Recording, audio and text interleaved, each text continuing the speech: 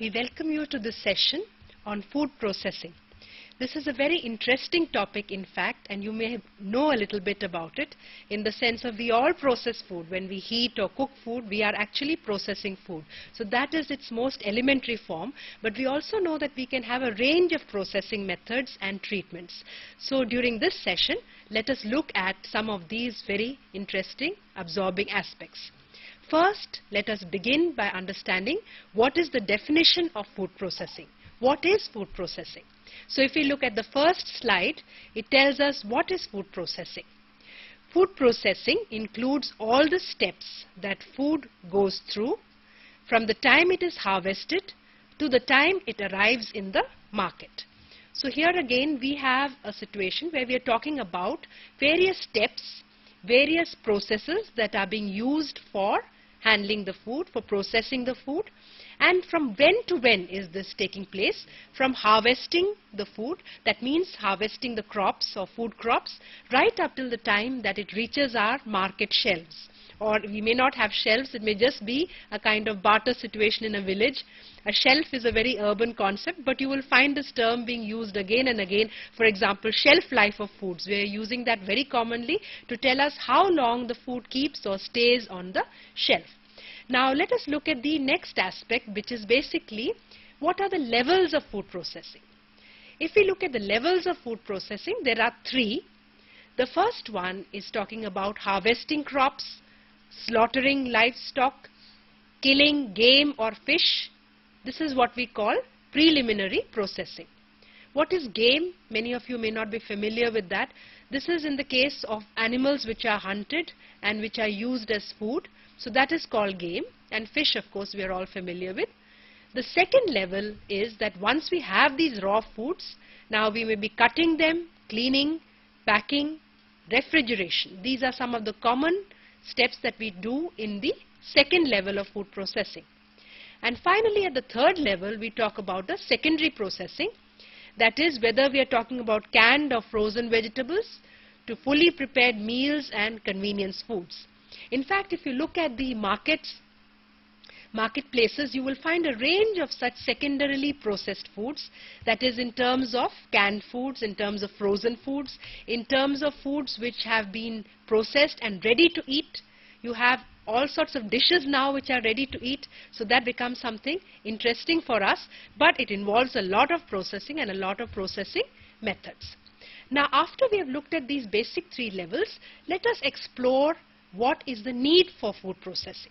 If we come to the next slide, the need for food processing, we are giving you several aspects over here. The first one, it meets consumer expectations. Now basically what does that mean? That means we as consumers, we have a lot of expectations of what the food should do, how the food should meet our needs. So that is basically the expectation that we have, which food processing can fulfill. The second one is preservation. Preservation or preventing or delaying spoilage. So we have several methods now by which we can actually delay or prevent spoilage. How does spoilage occur? We know that that may be due to action of enzymes, that may be due to various types of oxidative steps. So again we have a question of preservation here. Now we have the aspect of nutrition. Now in the case of nutrition, what do we mean by that? We have two aspects actually. When we process foods, many nutrients are lost.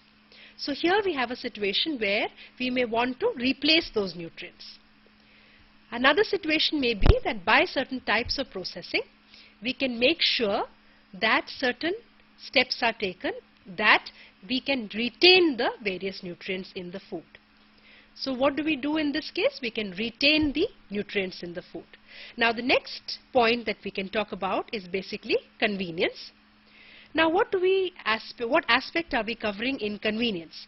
Now if we have ready-to-eat foods, for example, ready-to-eat foods in packets, those are basically convenience foods. Even our sauces, jams, jellies, all these are various types of convenience foods. Now if you return to the slide, another two aspects that we can look at. One is variety and the other is affordability. That means with processing we can have a range of various types of foods which are available to us. So that gives us a lot of variety in the diet. We can use these foods to our maximum benefit and to our maximum taste and to the needs of all our family members being met.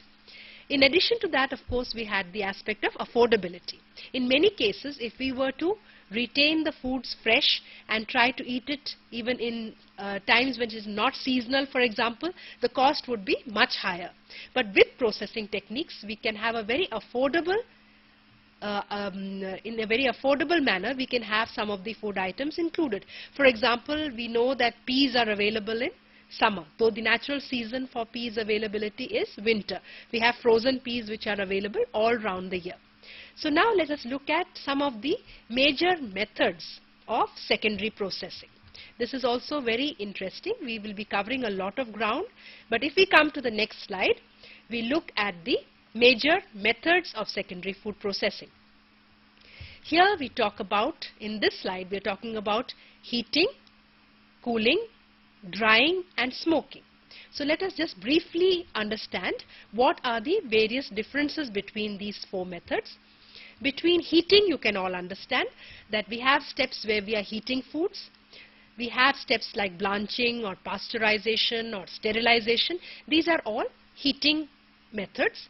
We also have cooling methods, whether it is refrigeration or freezing. In addition to that, we may have methods which are related to drying. Now drying also, there are a range of methods which are available. One form is that you may be placing the food in a blast of hot air, or you may be freeze drying. You can put the food in a vacuum and the vacuum will draw out the moisture. In that case, the food is frozen. So these are some of the kind of techniques. Another one is smoking. Now what is smoking? Here we are talking about when we cook foods such as meat, for example, over a very low wood fire. This takes a lot of time, but slowly the foods are cooked and it also acquires a special flavor of the smoked foods. Now let us look at the next slide that tells us about another set of major methods of secondary food processing. This is, for example, fermentation. Now we are all familiar with fermentation. When we prepare, say, the batter for idlis or dhokla, we are using a fermentation process. What about food additives now? Food additives include, for example, antioxidants, food colors, food flavors. These are all some examples of additives, and when we add this to the food, that also becomes a method of secondary food processing. And then we have a method called pickling. Now what is pickling? This is basically processing the foods in vinegar in a very acid environment, that is at a low pH. This is also one method of making food stay for a longer period of time.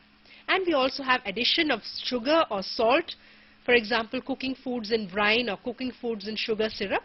This can be another type of method. Now let us move on to some other aspects of processing methods. We have talked about secondary food processing. Now there are three broad categories of processing methods. What are these categories? Let us look at them quickly. Ambient temperature processing. Ambient, what does the word ambient mean? It basically means at room temperature. That means the temperature of the environment. Ambient temperature processing. The second one is processing by application of heat. Here we are using heat to process. The third one is processing by removal of heat or by cooling. So these are very broadly three different types of food processing methods. Now if we look at the ambient temperature processing first, what do we mean by this? Lot of methods you can see on that slide. you have size reduction. Now what does size reduction mean? Basically that you may have larger pieces of the food and you want to make it into smaller pieces. It looks very obvious, but you may be having a situation where you have to have similar types of chunks. For example, when you talk about soya bean granules or soya bean chunks, in that case the food has been reduced in size or processed from a larger mass and then made into the desired shape. So this is one kind of processing. Another, if we come back to the slide, we are talking about mixing and forming. Now here we can mix the various ingredients taking place again at room temperature, and forming basically means that we are creating certain shapes or sizes. For example, this is very common in case of biscuits. We know that you may have a round biscuit, you may have a rectangular biscuit. So this forming process is responsible for that. It brings out the dough in that particular shape and you are able to further bake it and process it. So this is another example. Now another example of a method is the separation and concentration. Now what is separation and what is concentration? Food has various components. You may be separating various types of components of the food, or you may be separating various types of the ingredients. That is what we mean by separation. Now what does concentration mean? Concentration means like removing water from something. For example, when you boil sugar and water, what are you doing? You are concentrating it, but in this case it is ambient temperature processing, so you would be using other methods of concentration, not necessarily heat. Now if we come back to the slide, two more types of methods, that is bioprocessing and irradiation. Bioprocessing basically means use of enzymes, for example, where we are using enzymes to process the food. From the word bio we can understand that we are using some life process or life cycle process in the step so that we can create either a better texture or a better flavor or better taste. Various factors can promote the use of bioprocessing. And irradiation, of course, we all know it is bombarding the food with various types of radiated or direct energy in the form of say gamma rays or in the form of infrared rays, or very common now is the use of say microwave. Now let us look at some of the other types of methods within these categories. If we look at the next slide, that talks about processing by application of heat. Now here the first category that we are looking at is using steam or water. Let us differentiate between these various methods now. Blanching, pasteurization, sterilization, evaporation and distillation, and extrusion. Now each of these is being mentioned in a specific context.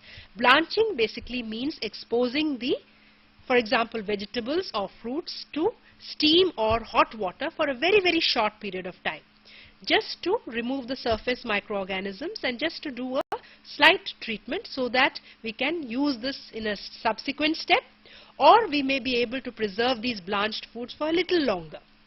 Now what is pasteurization?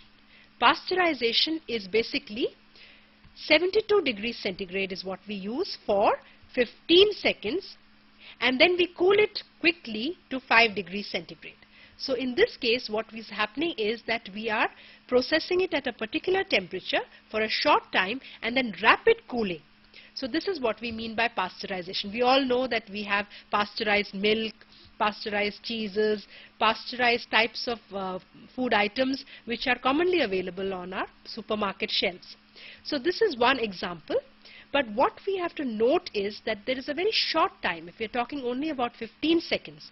If we do the processing for a longer period of time, what will happen is that the food will denature, the food will decompose, and you may not have the desirable texture or flavor or color.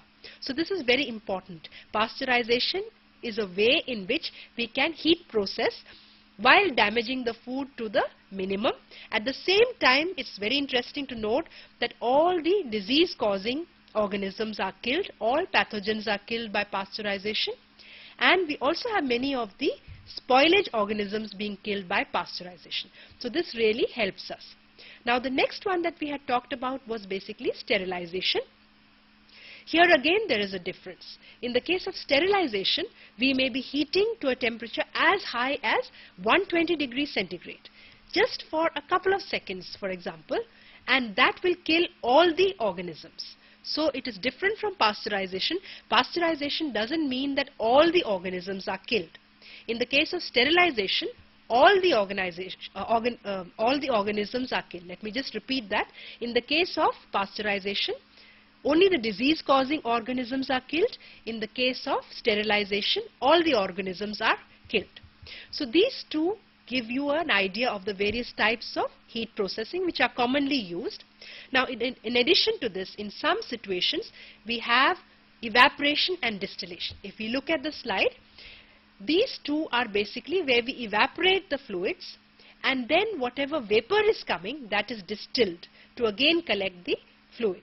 So this is what happens when we are evaporating and distilling. And another process that we are talking about is extrusion. In this case it is heat extrusion, or we are passing the heated food through some molds or through some tubes or pipes, in which case it comes out in a particular form. For example, it may be circular, it may be tubular. So you have various types of extrusion processes. So what do we mean by extrusion? That is quite clear. Extruding into a particular shape or size. Now let us look at processing by application of heat, some more methods. If we go to the next slide, in this case we are talking about using hot air. Now how will we use hot air? What are the various types of methods? Here we can differentiate between dehydration, baking and roasting. Now what do we mean by dehydration? Dehydration means removal of the water or removal of the moisture. So we have a situation where we can remove the water and we use this hot air to remove the water. The other step is basically baking and roasting. These are again dry heat methods where you have hot air. For example, in an oven, you are heating up the air and you are exposing the food to that hot air or radiated energy, and the food is getting cooked through the process of baking and roasting. Now how do we differentiate this from, say, frying? In this case we are not using the hot air, we are using hot oil. Now in the case of hot oil, we all know, we use this very commonly, this method we use it very commonly at home. So we are basically looking at putting the food item in whatever form we like into hot oil and then using that to fry the food. So this is again a common form. Let me just also mention another type of application of heat procedure. And before we come to this slide really on methods preventing food spoilage, we had talked earlier about the radiated or direct energy that is used, for example, in a microwave. Now here we are just concentrating on the methods which are preventing food spoilage. From the methods which are related to the removal of water or roasting, baking, using radiated energy, we now come to the methods of preventing food spoilage, or in other words, the methods of preservation. We have been talking about this in other sessions, but just to give you an idea, let us come to this next slide on methods preventing food spoilage. Some methods are listed here: curing and smoking, drying, pasteurization, sterilization, canning, additives and refrigeration. Let us look at each of these briefly. Curing and smoking. Now what is basically the difference between curing and smoking? Curing is when we treat, say, meat or we treat fish with salt, spices and some compounds like sodium nitrite.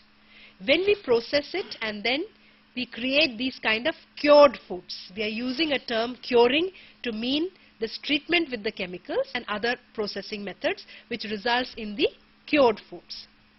In the case of smoking, what is happening, as we had talked about a little earlier in this program, we are subjecting the food to a low wood fire, the heat and the smoke that is coming out of the fire, and we are of course putting the food right over the smoke, and as the smoke rises the food cooks. Also some effect of the radiated heat, so the food is slowly getting cooked and slowly acquiring various types of flavors, very gently, very gradually. Now if we come back to the slide, we are talking about drying. Drying, a very common type of exercise that we do at home also. We may be putting out, say, fruits in the sun, and we get the dried fruits and we consume them. That is one very common method of drying. But in an industrial situation or in a commercial situation, we have various types of drying methods which are available. And in fact, it may be, as I was mentioning, a blast of hot air. It may be freeze drying. There are various types of drying methods also which are used commercially, and basically what is the idea? The idea is removing water from the food. So this is the basic objective of drying, as we are all very familiar. Now again, coming back to the slide, that is pasteurization and sterilization. I explained that in detail a little while back. So let us just go over that, pasteurization, sterilization as methods preventing food spoilage. Now canning. Canning we haven't mentioned so far. What happens in canning? We know that we get cans of food on the supermarket shelves. How are these prepared? The appropriately processed food is placed in these metal cans, and the air or the oxygen is removed from the top of the can. We all know that there's an air space at the top of a can that is deliberately left there, and when that air space is removed, or the air and the oxygen are removed, we have a vacuum created there and the can is sealed. So this is basically the process of canning. Now how does this help in preventing food spoilage? One of the major ways in which food spoils is by oxidation and by various types of enzymatic actions. This can happen in the presence of oxygen and air. So when we remove that, it becomes an air gap or a vacuum. Further, this food that is in the can is put into a retort and subjected to high temperature processing for sterilization. All canned foods, the food is sterilized. That's why it can remain for a very long period of time. You leave it outside also at ambient temperatures, it can remain for a long time. You may also, once it is opened, of course the situation is different, and you have to refrigerate it, because that means that the organisms are again getting into the food. Once you open the can, it is no longer sterilized. So you have to take special care. So that is what is happening in canning. Two things: the removal of air or oxygen, that is the creation of the vacuum on top of the can, and heat processing for sterilization. So these are very commonly employed. Now let us come back to the slide, and we are talking about two things here now, about additives and about refrigeration. Additives also we had mentioned a little while back, that we add certain chemicals to food. We are adding it intentionally. These are not contaminants. For example, you may be adding a flavor enhancer, you may be adding a preservative, you may be adding various types of antioxidants, stabilizing agents, emulsifying agents. There is a huge range of food additives which are being used now, and we must keep that in mind when we talk about all these types of processing methods. Of course, refrigeration we are all familiar with. Refrigeration is commonly employed by us in our homes. But of course, you have industrial deep freezers, industrial freezers, industrial refrigerators. Very high volumes of food can be kept at a low temperature. Again, what is happening? The low temperature prevents or retards the microorganisms from growing. It retards the action of enzymes. We know that these are all common ways in which food spoils, and therefore we have to keep this in mind. Now let us look at the next slide, and that is going to tell us some more methods, for example related to freezing. Now this slide is telling us three types of freezing methods: blast freezing, scraped heat exchange, and cryogenic freezing. So let us just briefly differentiate between these. What is happening in blast freezing? In blast freezing, we keep the food in a blast of very cold air this time. We talked about blast drying also, but here we are talking about blast freezing. So we put the food, and can you guess the temperature at which this air is pumped in or is blasted across the food? It is minus 40 degrees centigrade. It can be as low as that. So what you have is the food freezing very quickly. At such a low temperature, it will freeze almost in a few seconds. So that is the idea in this case. Then we have the scraped heat exchange. For example, when we talk about making ice creams, what happens in the industrial setting is that you have these huge, very cold drums, and the ice cream is, the mixture is applied over the sides. the surface is so cold that it immediately freezes and you have the ready ice cream coming out at the end of the step. And also these type of very rapid cooling procedures make sure that the ice crystals are very, very small. The texture of these frozen type of foods like ice creams are ruined if the ice crystals are very big.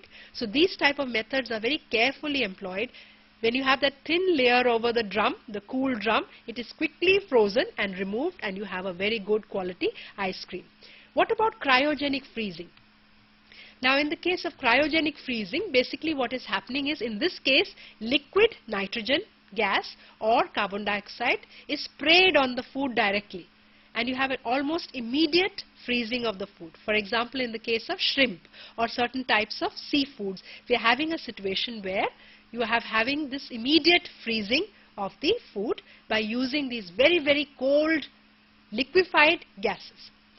Now, if we come to the next slide, let us briefly go over some of the other types of methods of preventing food spoilage.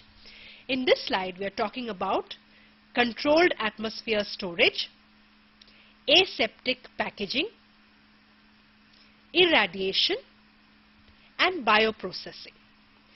Now these are all very interesting and very separate type of concepts which we need to look at. Some of them we have mentioned earlier, for example irradiation and bioprocessing.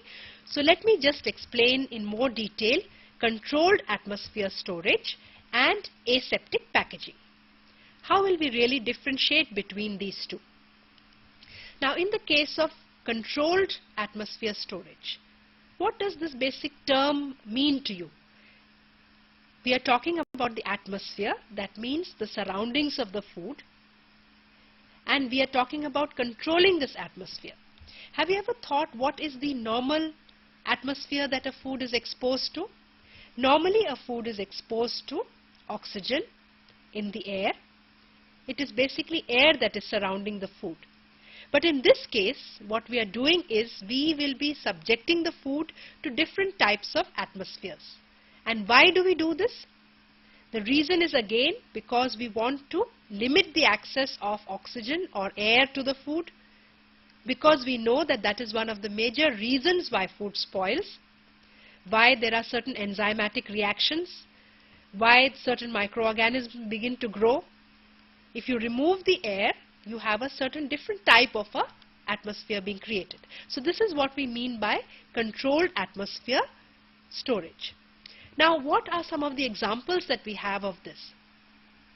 For example, when we want to store, say, fruits and vegetables, we may be adding more of, say, a gas like nitrogen or a gas like carbon dioxide and removing the oxygen. These are very perishable foods, as we all know, so it can really limit the extent of storage, that the spoilage that occurs during storage.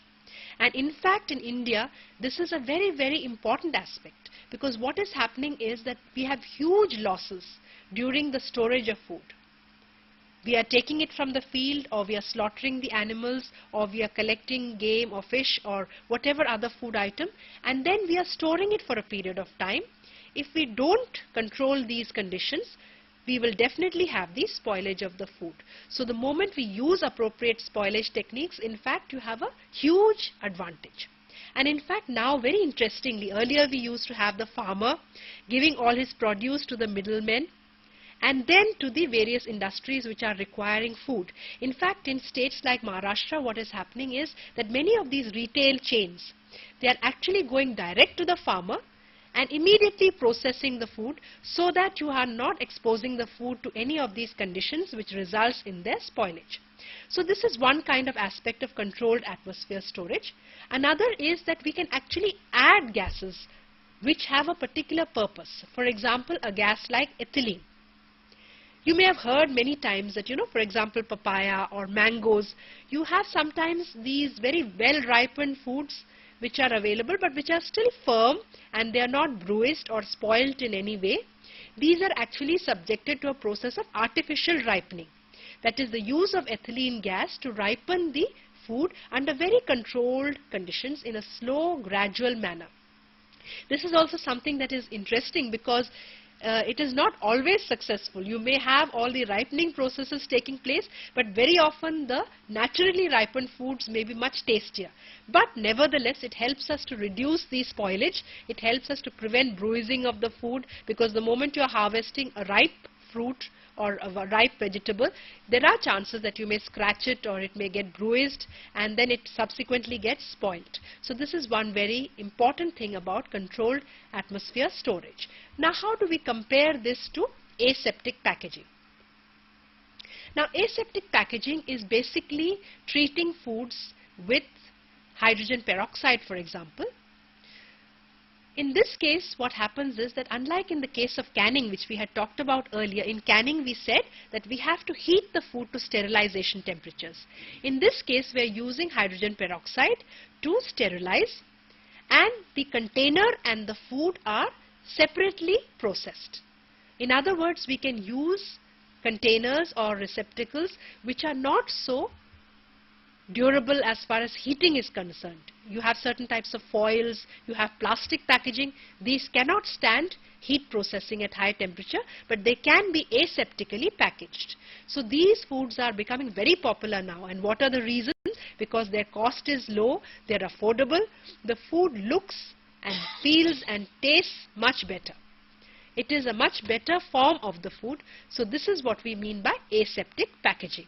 So we are not using heat to that extent, we are using hydrogen peroxide, and we are processing the food and the container or the receptacle separately, so we can avoid certain types of damage to the food, and we can use certain types of packaging materials which are not used in sterilization otherwise.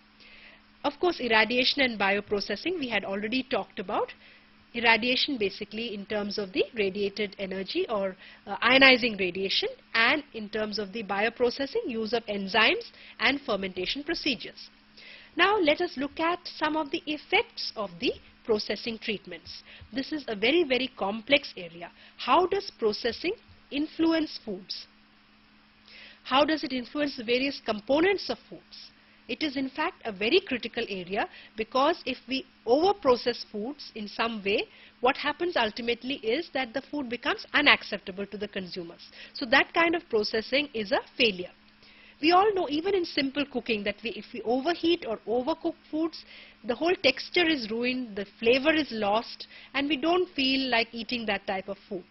I'm not talking about burning necessarily, but just heating it too much. That can also ruin the food, its taste, flavor and color. So in a similar manner, we have to look at what are the various effects that processing has on food, and in that context, how do we prevent some of the ill effects. Some of the effects, for example, extending shelf life of foods. What do we mean by this? Processed foods last longer than foods which have not been processed. They remain longer on our shelf in a good condition, and that's what we mean by extending shelf life. So this is a very positive effect of processing treatments. The next aspect is basically separation of the components of food, altering the nutritional quality of each fraction. Here again we have a situation where food has various components. We may be separating the components, and of course this would mean that the nutritive value of each fraction becomes different. For example, when we have whole milk and we are removing the cream, we have a situation where the nutritive value of the cream is different and the remaining milk is different. When we separate fat from the rest of the milk, this is how in fact we create the skim milk and we create the toned milk, and various types of separations are going on in that case, where we remove the fat and the resulting milk becomes more concentrated in some of the other components, but the fat is removed. Let us come back to the slide. The next aspect is basically the loss of water-soluble nutrients. If we are subjecting the food, if we are cooking it in water, many of the water-soluble nutrients will be lost in that water. If we use the water, that's well and good. If we don't use it, then all those nutrients will be lost. For example, vitamin C, vitamin B complex, all these are lost in water because they are soluble in water. Now the next thing, we should talk about it a little bit, gelatinization of starches. coagulation of proteins during heating improves digestibility. Now this is also a very important positive effect of food. If we consume the raw food, it is not easily digestible in many cases. When we cook it or we process it, it becomes digestible. And what are the processes that are making it digestible? For example, gelatinization of starches, coagulation of the proteins. We all know, for example, we can observe this very commonly when we are heating the eggs. What is happening to the egg white and the egg yolk? The protein is basically getting thickened and solidifying, and this is what we mean by the process of coagulation. Similarly, when starches gelatinize, we know that it becomes a more thick, smooth type of mixture. When we are making, say, oatmeal porridge, or we are making any type of cereal porridge, this is very clearly observed. Suji porridge, initially you can see the cereal floating around separately, but slowly it becomes mixed and becomes thicker. So this is the kind of process, and this also improves the digestibility. Now let us look at some of the other type of factors or the effects of the processing treatments. If we come to the next slide, anti-nutritional compounds. For example, trypsin inhibitor in legumes are destroyed by heat. Heat destroys heat labile vitamins. It reduces the biological value of proteins. It promotes lipid oxidation. Again, now the last one is a positive effect, that processes such as baking produce flavors that cannot be created by other means. So let me just briefly explain now some of these aspects. Anti-nutritional compounds. As the term is indicating to you, it means that these are against nutrition. That means they are having a destructive effect of some kind. And one example that we had mentioned was trypsin inhibitor in legumes. Now what is trypsin? We all know that this is one type of enzyme which is present in our digestive systems, which are digesting proteins. Certain types of legumes actually have this anti-nutrient factor, which is the trypsin inhibitor. It inhibits the action of this enzyme, and therefore you don't have the breakdown of the protein in a proper manner, and this can lead to various ill effects in our body. Of course, if we consume the legume or the pulse in too much or a very large quantity, then we have this type of an effect, but it is not always very significant, because it depends on how much really that you are consuming of this particular anti-nutritional factor.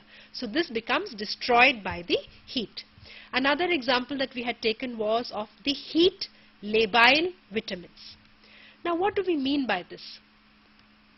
This means basically that nutrient or that set of nutrients or vitamins, they are sensitive to heat. They are destroyed by heat. So this is the meaning of the term heat labile. And so what does it happen when you use heat? These vitamins are destroyed. For example, vitamin C is a very common example, and in fact you may have very, very high losses. More than 50% of the vitamin is lost when we heat the food. So in fact that is why people say that you should consume more of salads, more of lightly steamed types of vegetables. That will preserve the nutrient content better. Of course, we have fruits, for example, guava, which have a very high content, and then they can be eaten raw after processing in a suitable manner. So that is one example. But at the same time, we have to remember that heat itself is having negative effects such as this. If we return to the slide very briefly, we had talked about in the second point that heat is reducing the biological value of the proteins, and it is promoting the lipid oxidation. So let us just spend a little while on that. When you are heating, that means you are actually reducing the biological value of the protein. Now a little earlier we said that when we heat, it improves the digestibility of the protein. Now we are saying it reduces the biological value. So it all depends on the type of heat processing or the type of heat treatment that is used. There is always an element of using it to the correct extent. If we use it too much, it is going to break down the foods. It is going to ruin the nutritive value. as we have given in this example. Now let me just spend a little time on this whole area of lipid oxidation and the safety issues which are involved with some of the processing methods. Now lipids, we all know, for example fats and oils, they are lipids. When they are oxidized, they can produce certain harmful chemicals. If we consume rancid fats and oils, there are certain types of chemicals which are generated, certain types of components of food which are altered, and some of these can be quite hazardous. Also, when we heat process, say at very high heat or moderate heats, we can have production of certain types of chemicals, say acrylamide. In certain other cases, we may be adding additives which may not be safe, which may not be permitted in the food. In that case, again, processing can have a very harmful effect. Processing in the sense of adding these particular compounds to the food. Non-permitted preservatives or non-permitted food colors, these are very good examples of additives that can be harmful to us. For example, let me give you an example. We have the situation where a lot of coal tar dyes were earlier used in our food. Can you imagine coal tar dyes used just to color our food? And some of them are very toxic, they are carcinogenic, so many of them have been banned out of this list. Some are now permitted food colors, there are permitted food colors, and only those can be used. And even if they are used, it's very important to remember that there is an acceptable daily intake of these type of additives. We cannot consume it in the amounts that we want, we cannot add it to the extent, any extent. Above a certain threshold or above a certain limit, what happens is that the compound becomes harmful to our health. It creates conditions where, say, cancer is caused, it may cause damage to the kidneys, to various other vital organs. So we have a lot of damage also in this process, and very important, this damage may not be immediate. These type of damages, they can take several years, several decades. So we have to be very careful that we don't use over-processed, or too much of processing is also bad. So we should not use over-processed foods or foods which do not contain or do not conform to the standards, food standards that we have in our country. So that is also a very important aspect that we are looking at. Now if we look at the next slide, let me just introduce you to another concept, very important. What is happening is that we are now going into the whole concept of minimal processing. What does this mean? Processing food for keeping as long as possible and in as nutrient rich a condition as possible. Here, what does this mean? That we want to keep the food for as long as possible and we want to keep it in as nutrient rich a condition as possible. So here we have a balance. We need to process the food to a certain extent, to make it keep longer, to prevent spoilage, to extend the shelf life, but we need to maintain it also as nutrient rich as possible. So constantly processing is juggling between these two processes, keeping a balance between these two processes.